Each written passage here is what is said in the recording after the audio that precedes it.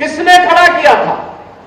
ये जो जाति जाति के नाम पे लड़ाने वाले लोग हैं ना, आज जो कह रहे हैं, तमाम प्रकार की बात कर रहे हैं, तमाम प्रकार की बड़ी बड़ी उद्घोषणा अपनी मनगढ़ई में करने का फिर से दुस्साहस कर रहे हैं। क्या ये सच नहीं है? क्या ये सच नहीं है? ये वही लोग हैं जो टीपू आज सुल्तान बनने का ख्वाब फिर से देख रहे हैं। बहन और भाइयों, यही टीपू थे जो माफिया के सामने नाक रगड़ करके आपके सामने पहचान का संकट खड़ा करते थे। क्या ये सच नहीं है? इन माफियाओं को गले का हार बना करके प्रयागराज के अस्तित्व के सामने, प्रयागराज वासियों के सामने पहचान का संकट खड़ा करने का काम इन्होंने किया था।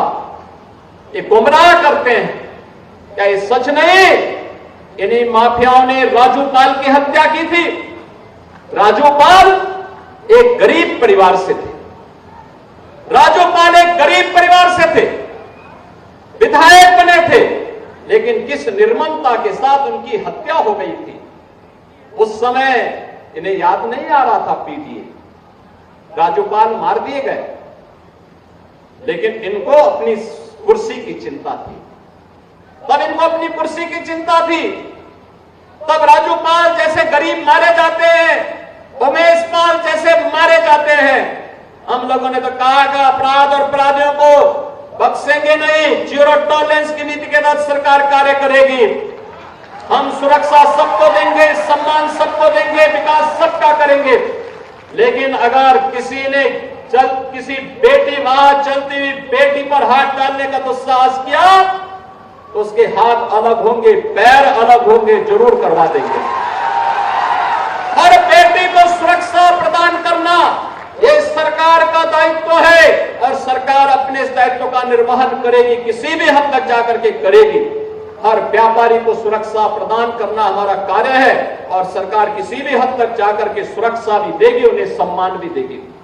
हर नागरिक को सुरक्षा प्रदान करना, हर बहन और हर बेटी की सुरक्षा करना इस सरकार का कार्य है, सरकार उसको भी करेगी। और तब भी मैंने कहा था, माफिया अगर सिर उठाने का दुस्साहस करेगा तो उसको मिट्टी में मिलाने का काम भी सरकार करेगी। और बहनों और भाइयों, आज मैं आपसे कहने के लिए आया हूं, ये जो बड़ी बड़ी घोषणाएं कर रहे हैं, ये वही लोग हैं जिन माफियाओं के सामने आज कभी नाक रगड़ा करते थे, उनके सामने, दंगाइयों के सामने नाक रगड़ा करते थे। अरे बुलडोजर चलाने के लिए हिम्मत चाहिए, हिम्मत। ये दंगाइयों के सामने और माफियाओं के सामने नाक रगड़ने वाले बुलडोजर क्या चलाएंगे? बुलडोजर को देख करके इनको वैसे ही हार्ट अटैक हो जाएगा। ये लोग नहीं झेल पाएंगे इन बातों को। लेकिन बहनों और भाइयों, मैं आया हूं आपके सामने, ये मंच आया है आपके सामने आपको आश्वस्त करने के लिए। कुंभ आपने 2013 में भी देखा होगा और कुंभ का आयोजन 2019 में भी देखा होगा। 2013 में जो भी आया होगा संकल्प लेके गया कि दोबारा इस प्रकार की दुर्व्यवस्था में नहीं आऊंगा।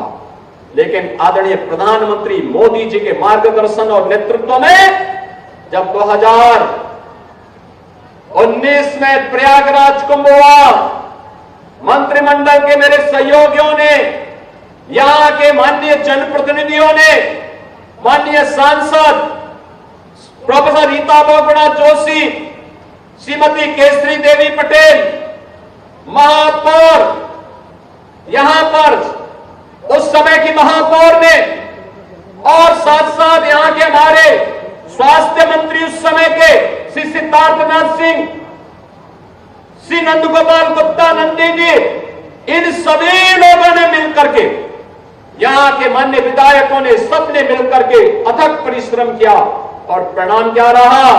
2019 में कुंभ कैसे होता है प्रयागराज ने बता दिया। कुंभ स्वच्छता, सुरक्षा और सुव्यवस्था का एक मॉडल होता है। प्रयागराज का सम्मान दुनिया के अंदर बढ़ा था।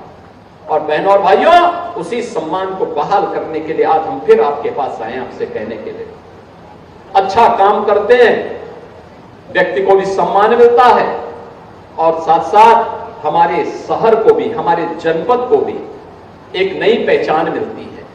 जब अच्छा काम करते हैं, आप दुनिया के अंदर कहीं जाएंगे, कहेंगे मैं प्रयागराज से हूं, फूलपुर से हूं, लोग सम्मान देंगे। लेकिन बहनों और भाइयों, क्या ये सम्मान उत्तर प्रदेश वासियों को, प्रयागराज वासियों को 2017 के पहले भी मिलता था क्या? 2017 के पहले तो कहीं जाते थे, लोग पूछते थे कहां से आए हैं। अगर कोई कह दे कि यूपी से है, प्रयागराज से हैं, गोरखपुर से हैं, तो उस समय लोग बड़ी हेत इससे देखते थे, हटा देते थे, कहते थे ठीक है आप जाइए भैया। लोगों को लगता था पता नहीं किस वेश से आया है, क्यों आया है। यानी होटल और धर्मशाला में भी कहीं कमरा नहीं मिलता था देश में। ये पहचान का संकट इन्हीं लोगों ने खड़ा किया था, जो आज पीडीए के नाम पर आपको गुमराह करने के लिए आए हैं। ये प्राइवेट लिमिटेड कंपनी इनकी है। ये सत्ता में आए थे, चाचा भतीजा वसूली में व्यस्त हो गए थे, और प्रयागराज से ज्यादा कौन जानता है। यहां उनके पोस्टर लगते थे, कौन कौन लोगों को आयोगों के अध्यक्ष बना दिए थे, और आयोग के अध्यक्ष किस प्रकार के मस्त हो गए थे लूट करने में, इन नौजवानों के भविष्य के साथ खिलवाड़ करने में। हम लोगों ने तो कहा कि अगर नौजवान के भविष्य के साथ कोई खिलवाड़ करेगा, उसकी जगह जेल होगी, जेल। कोई भी युवा के साथ खिलवाड़ नहीं कर सकता है, और जो करेगा जेल भी भेजेंगे, संपत्ति को जब्त भी करेंगे, और फिर जैसे प्रयागराज में माफिया की जमीन पर कब्जा से मुक्त करवा करके गरीबों के आवास बनाए गए, ऐसे ही आवास भी बनाएंगे, महिला संरक्षण गृह भी बनाएंगे, और समाज के अलग अलग तबके के लिए भी आवास की सुविधा वहां उपलब्ध करवाने का काम कराएंगे। बहनों और भाइयों, कार्य करने के लिए नेक नियत चाहिए, सरकार की स्पष्ट नीति चाहिए, कार्य करने का एक जज्बा होना चाहिए, चुनौतियों से सम और विषम परिस्थितियों में लड़ने का, आगे बढ़ने का एक जज्बा होना चाहिए। याद करिए 2017 के पहले उत्तर प्रदेश एक बीमारू राज्य हो गया था, न युवाओं को नौकरी मिलती थी, न रोजगार मिलता था, न कोई निवेश करने के लिए आता था, अन्नदाता किसान आत्महत्या कर रहा था, बेटी सुरक्षित नहीं थी, व्यापारी का सम्मान भी नहीं था और उसको सुरक्षा भी नहीं थी, समाज का कोई तबका खुशहाल नहीं था, दंगे होते थे, बड़े बड़े दंगे होते थे, महीनों महीनों तक दंगे चलते थे। आपने 7.5 वर्ष में कहीं दंगे का नाम सुना है क्या? कहीं दंगा हुआ है क्या? और कोई दंगा कर पाएगा क्या? दंगा करने की कीमत क्या होगी है? ये उल्टे पोस्टर जब टंगेंगे ना शहर शहर में, और फिर उनसे वसूली होगी 7 पीढ़ियों तक की, ये सारी संपत्ति वसूली होगी। अच्छे अच्छे दंगाई दंगा करना भूल गए हैं। अच्छे खासे जो पहले माफिया सत्ता को संचालित करते थे, इस समाजवादी पार्टी की सरकार को, कांग्रेस की सरकार को जो माफिया संचालित करते थे, उन माफियाओं की पैंट गीली होती हुई भी आप लोगों ने देखी होगी, कैसे गिड़गिड़ाते थे। बहनों और भाइयों, ये माफिया समाज का कोड है, कोड। जब तक आप इसको निकाल बाहर नहीं करेंगे, तब तक वर्तमान और भविष्य ये लोग लगातार आपका खराब करते रहेंगे। और इसलिए लड़ने का एक जज्बा, जैसे सरकार लड़ रही है, ऐसे ही हम सबको लड़ना होगा। मेरे लिए आज प्रयागराज आना बहुत महत्वपूर्ण है, फूलपुर में आना महत्वपूर्ण इसलिए भी है कि लगातार हमारा व्यावसायिक और तकनीकी शिक्षा विभाग, स्किल डेवलपमेंट विभाग, श्रम और सेवायोजन विभाग के माध्यम से जो रोजगार मेले के क्रम लगे, कहीं मैं गया हूं, कहीं डिप्टी सीएम केशव प्रसाद मौर्य जी गए हैं, कहीं पर डिप्टी सीएम श्री ब्रजेश पाठक जी गए हैं, कहीं पर जल शक्ति मंत्री श्री स्वतंत्र देव सिंह गए हैं, कहीं पर कृषि मंत्री श्री सूर्य प्रताप शाही जी गए हैं, और कहीं पर मुझे भी आने का अवसर प्राप्त हुआ है। और मुझे प्रसन्नता होती है जब हमारा युवा नौकरी और रोजगार के लिए कहता है कि हमें नौकरी भी चाहिए, मैं अपनी शिक्षा को भी आगे बढ़ाऊंगा। मैं मां बाप पर बोझ नहीं बनूंगा। यह अच्छी बात है और इसीलिए सरकार ने आपके लिए व्यवस्था की है सीएम इंटर्नशिप की स्कीम। प्रधानमंत्री जी ने घोषणा की है पीएम इंटर्नशिप की स्कीम।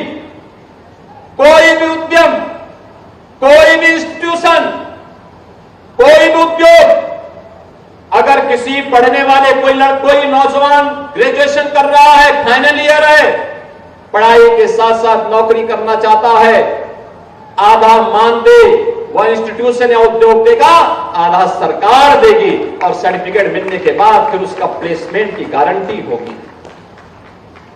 एमएसएमई विभाग के हमारे मंत्री यहां पर हैं श्री राकेश सचान जी। इनके द्वारा एमएसएमई विभाग में 10 लाख युवाओं के लिए एक नई योजना प्रारंभ हो रही है, मुख्यमंत्री युवा उद्यमी की। मुख्यमंत्री युवा उद्यमी के माध्यम से 10 लाख नए उद्यम लगाने हैं और हम लोग पहले चरण में 5 लाख और दूसरे चरण में 10 लाख ब्याज मुक्त ऋण देंगे। बैंक का जितना भी उसमें ब्याज आएगा सब सरकार बढ़ेगी, आप केवल मुनाफा कमाते जाइए। ये ऋण युवाओं को तो मिलेगा लेकिन नंदी जी को नहीं मिलेगा, क्योंकि ये अब युवा नहीं, ये बुजुर्ग की तरफ बढ़ रहे हैं आगे। बहनों और भाइयों, इसलिए मैं आप सबसे कहूंगा आप ट्रेनिंग ले सकते हैं। नंदी जी के पास एक अनुभव है। यहां पे मैं देख रहा हूं तमाम ऐसे उद्यमी आए हैं जिनको मैन पावर चाहिए, अच्छा मैन पावर चाहिए। वे लोग बताएंगे, स्किल डेवलपमेंट विभाग बता रहा है और हमें एक हमारे पास करने की इच्छा शक्ति होनी चाहिए। नंदी जी ने भी जब काम प्रारंभ किया होगा, बहुत छोटे से काम प्रारंभ किया होगा, आज उनका कार्य का विस्तार हुआ।